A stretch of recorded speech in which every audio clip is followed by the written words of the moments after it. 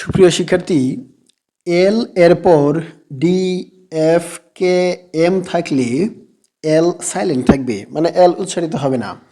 এল এর পর D, F, কে, M যদি থাকে তাহলে এল উচ্চারণ করার প্রয়োজন নেই, এল সাইলেন্ট থাকবে। যেমন অক অর্থ হাঁটা, কাম শান্ত, হাফ অর্ধেক, স্যামন শব্দের অর্থ কী হবে জানিয়ে দিন কমেন্ট সেকশনে। আরেকটি নিয়ম হচ্ছে, শব্দে সি এর পর যদি এ ডবল এল ওয়াই থাকে তাহলে এ উচ্চারিত হবে না, মানে সাইলেন্ট থাকবে। ধরুন সি এর পর এ ডবল এল ওয়াই আছে তাহলে এ সাইলেন্ট থাকবে। যেমন অটোমেটিকলি, এই যে এখানে সি এর পর এ ডবল এল ওয়াই আছে এই জন্য সি সাইলেন্ট থাকবে। যেমন অটোমেটিকলি। একই রকমভাবে বেসিকলি, স্পেসিফিকলি।